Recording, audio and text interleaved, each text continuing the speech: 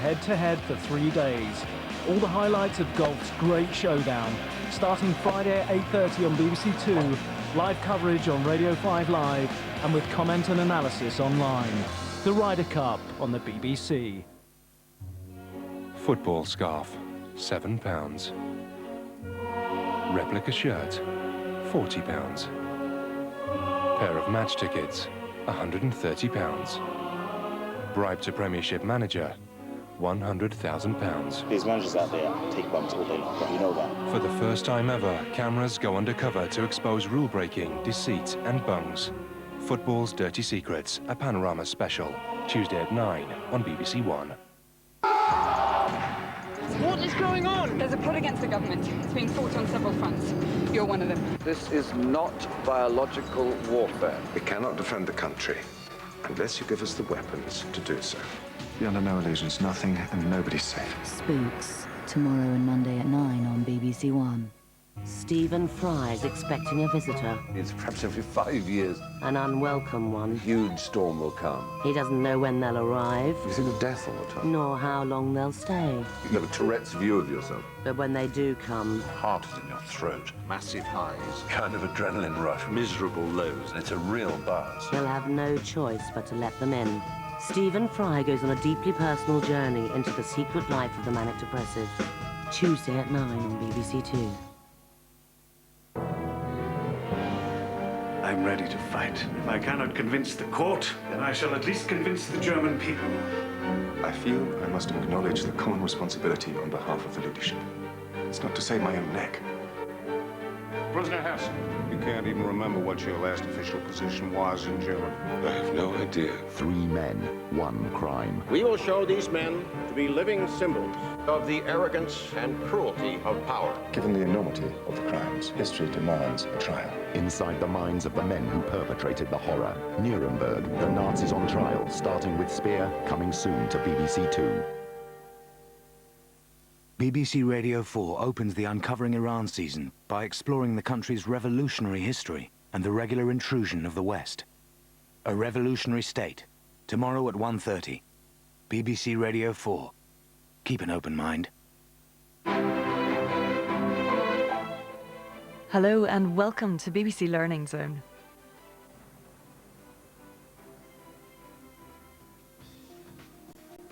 Plenty to get your teeth into tonight with programmes from the Open University and of general interest.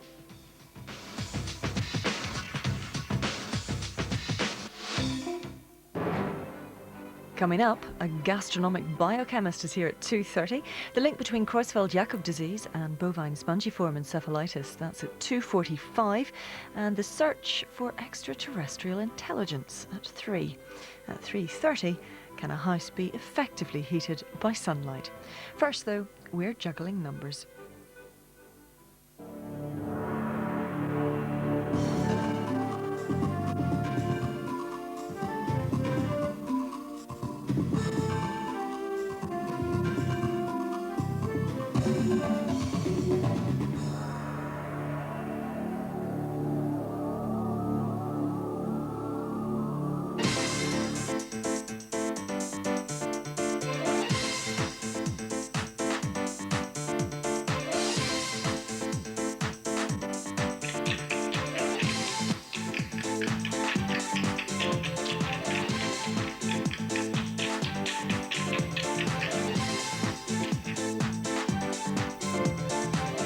Juggling is becoming very popular, and not just as a spectator activity.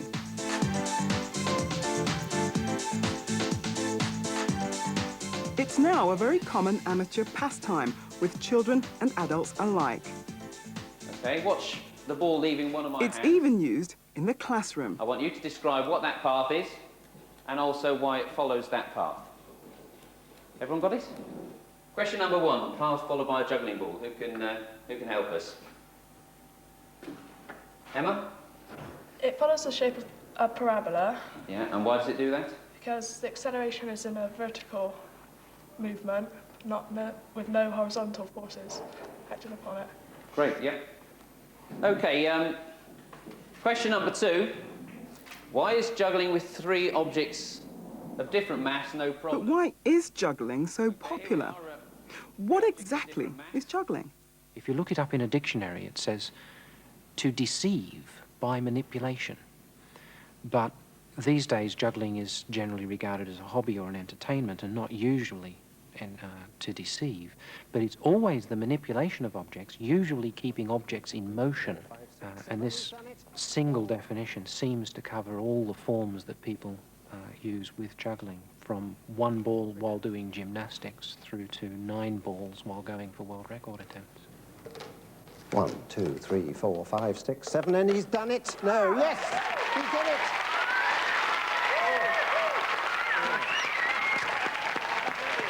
Congratulations, Margaret.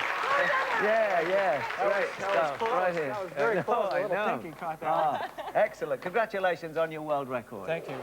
There are many different types of juggling. There's the classical juggling, which everybody thinks of as being what the clown does with a set of balls or juggling clubs. Other objects are juggled as well. Rings, which are sort of like plates with holes punched in them. And as well as those, people juggle bowling balls and chainsaws, which everybody asks you about. But there are other types of juggling as well. There's a thing called the devil stick, which is a long rod, and then you've got 2 sticks, like chopsticks, only a bit bigger, that you hold in your hand, and you bat this long rod back and forth between them. There's a thing called a diablo, which is like a double-ended spinning top, which you have, again, 2 poles, and this time with a string between them, and you keep the diablo going on the string. There are things called shaker cups, and there's all sorts of different objects you can juggle and different ways of doing it. I'm in fact the only juggler stupid enough to use real bone china crockery in any of his shows. People juggle many different objects in many different ways. Some do it in pairs, or even in threes. Many juggle Indian clubs, whereas others juggle balls, or hoops, or a mixture of things. In this program, we'll be modeling juggling mathematically. To do that, we'll need to restrict the patterns we're trying to model, so we'll only focus on juggling with balls and upwards. So this isn't allowed, and neither is this. And to begin with, we'll look at patterns with only 3 balls. The most basic 3-ball trick is called the cascade. But there are many 3-ball tricks with names that reflect their patterns, names like tennis, the half shower, the shower, and the inverse shower.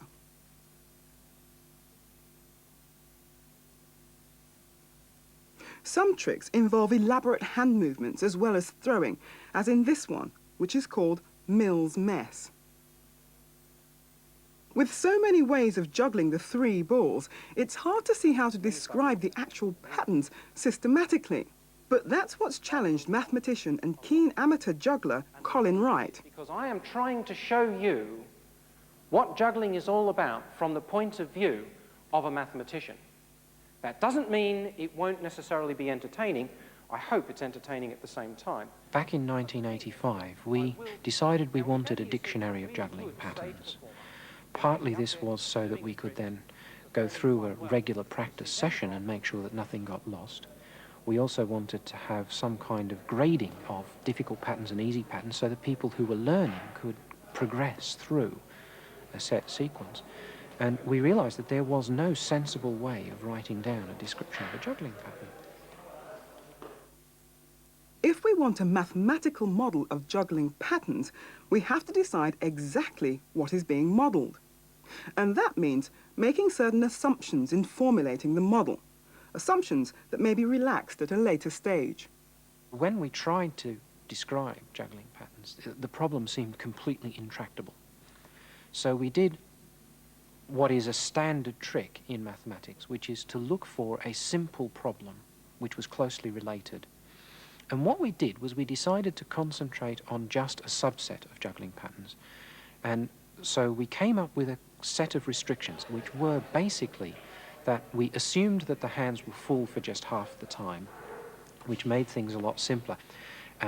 We also assumed that the hands always took it in turns, and we also assumed that there was a fixed background beat where every throw occurred on a tick of the clock.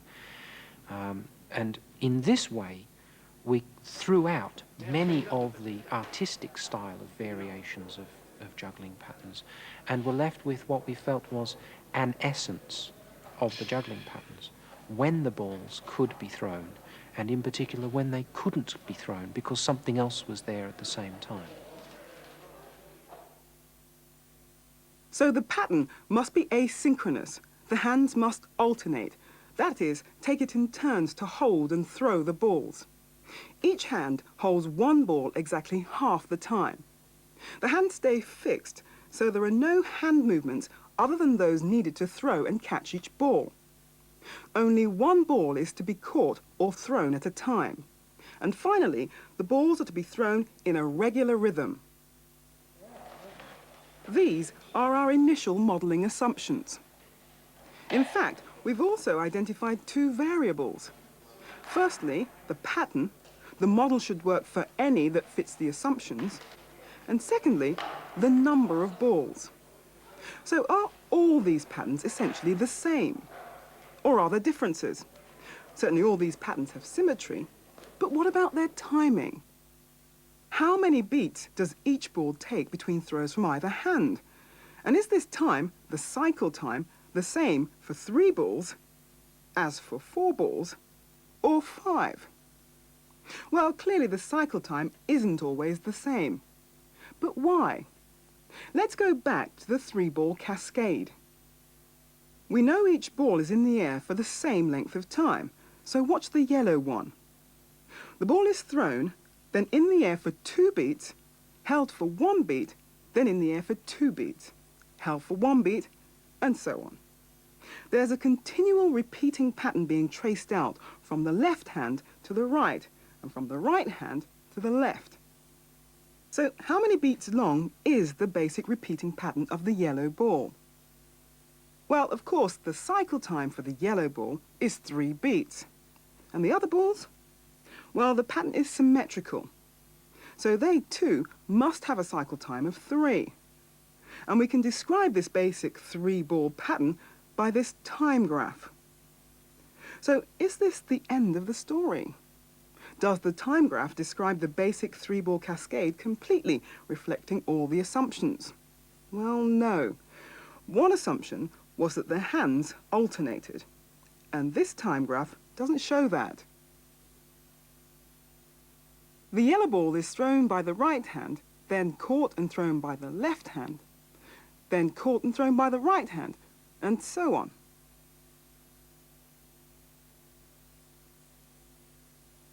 And this diagram shows how the yellow ball is caught and thrown by alternate hands with a cycle time of 3.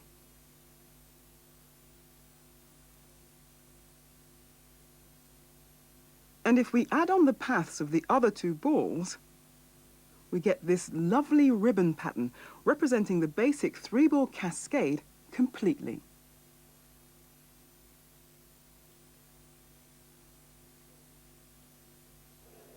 In practice, many jugglers throw the same basic pattern, but vary both the ways that the balls are thrown, throwing some under and some over, and the timings. And because many of the 3-ball patterns have the same cycle time of 3 for each ball, they could all be described by the same ribbon pattern. And now Anthony's going to attempt something that even the world's greatest jugglers have never achieved. That's an 8-club flash.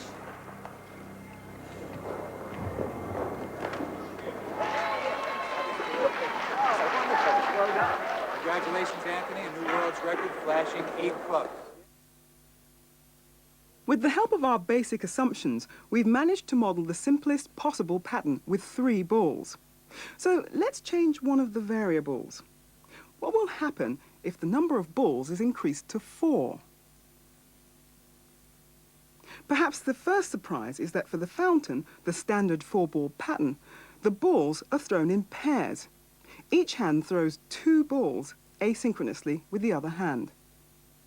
And the cycle time for each ball, watch the yellow ball. Well, of course, the cycle time is 4 beats. And splitting the time graph between the 2 hands gives us this ribbon diagram for the yellow ball. And the ribbon diagram for all 4 balls, well, it's this. This pattern has a cycle time of 4 for each of the 4 balls. Gene Jones, you're the Guinness juggling expert, aren't you? So we have to ask you, what are the rules for this? Well, basically, Anthony's going to juggle 7 flaming torches.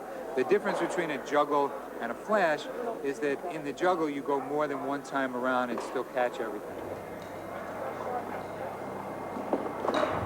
Here it is, 7 torches. Oh, hey, Never there you been go. done before. Anthony Gatto. Yeah. He's done it. Okay, it may not be a world record, but we have found mathematical ways of describing the standard patterns for 3 balls and for 4. And we found that for 3 balls, each ball was alternately caught and held by different hands. Whereas for 4 balls, pairs of balls are thrown asynchronously by the same hand. So what happens with the standard 5-ball cascade? Well, 5 is an odd number. So 5 balls must be caught and thrown by alternate hands. Why is that? Let's see the ribbon diagram for this 5-ball standard cascade. An odd number of balls means an odd cycle time. Here, as there are 5 balls, that's 5. So to keep within our modelling assumptions, each ball has to be thrown by alternate hands. But here, the number of balls is even, so each ball is caught and thrown by the same hand, with a cycle time of 2. And with 1 ball, well, 1 is odd, so the cycle time is 1, and the ball is passed from one hand to the other without pausing. So in the standard pattern, each ball has the same cycle time, equal to the number of balls being juggled. But the way they're thrown depends on whether that number is odd or even, on its parity. The 3-ball cascade is described by the sequence 3, repeated over and over again for each ball. The 4-ball pattern by repeating 4 continuously. And the 5-ball one by the sequence 5, over and over again. In all the basic patterns, the symmetry means that the order in which the balls are thrown must always be the same. But if the jugglers want to throw any other pattern, then they'll change the throwing order, and in doing so, swap the balls around. Provided these new, more complicated patterns still obey the list of assumptions we started with, juggling mathematicians describe them by repeated sequences of cycle times, using what they call site swap notation. Each throw, when it's juggled, has to land at a time so that it doesn't clash with any other balls. Now, when you're doing the standard pattern for a given number of balls, each ball is thrown and caught in turn. So if you're juggling 5 balls, each ball is thrown every 5th time.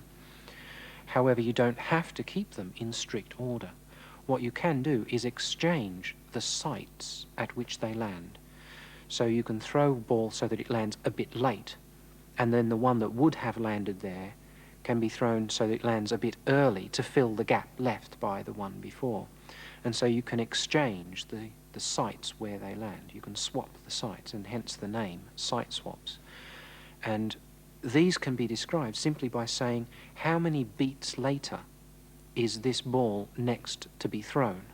You don't worry about the amount of time it spends in the hand. You don't worry about the actual physical height to which it has to be thrown. You don't even worry about whether it gets bounced off your knee or off the floor or stuck on the table or in your mouth. You only worry about when it has next to be thrown.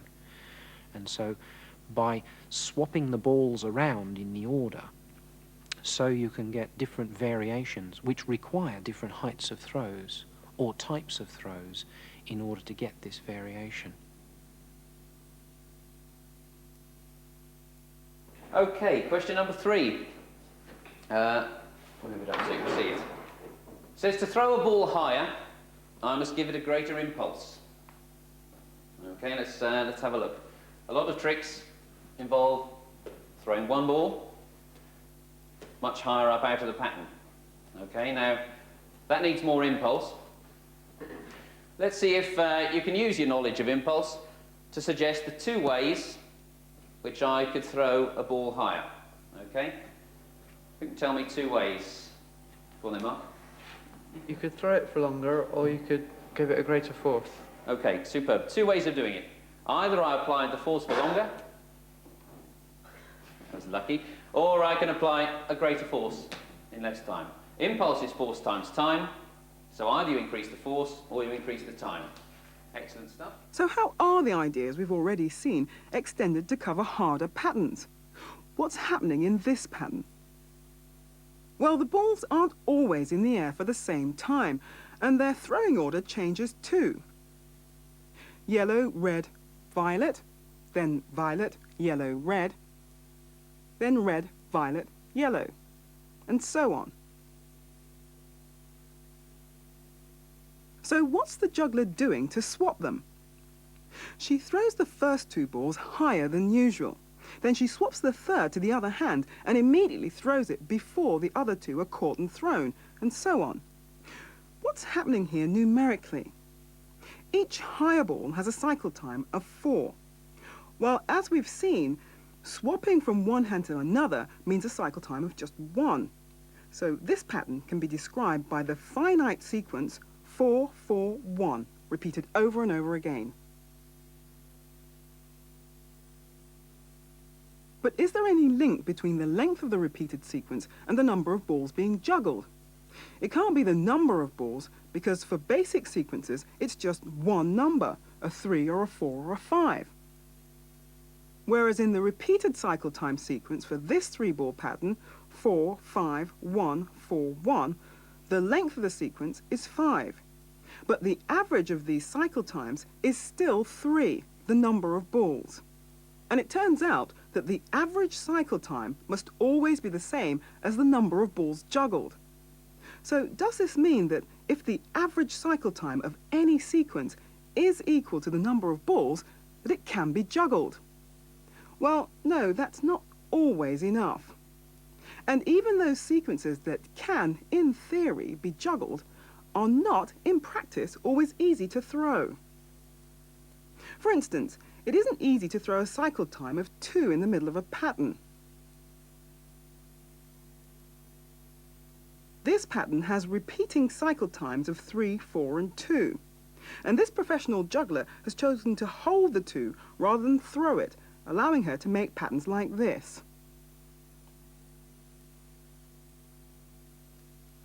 In allowing the 2 to be held, we've actually relaxed our original assumption that every hand must hold a ball for exactly half the time. But that's very much a part of any modelling cycle. Having been around the modelling cycle once, we'd always go back, review, and possibly amend the assumptions. But if you already know how to juggle the pattern, what's the practical use of being able to write the notation down in numbers? When we wrote down the sequences of numbers corresponding to the patterns that we knew, we found that there was patterns within the sequences. So there seemed to be gaps. And when we filled the gaps, that then gave us new juggling patterns that we hadn't known before.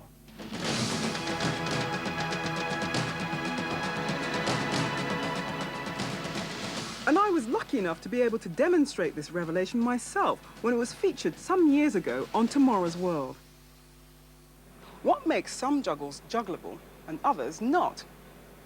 It turns out that there's a mathematical structure to the successful juggling sequences.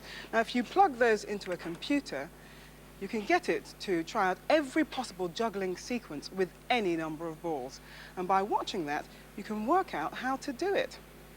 So, for the very first time on British television, we bring you one of the entirely new juggling sequences.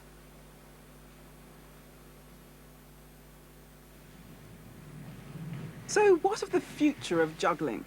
Well, the people at this workshop are combining juggling with dance, choreographing routines, perhaps for a stage performance, but maybe just for fun. And maybe they too will be using some kind of mathematics to describe their routines. The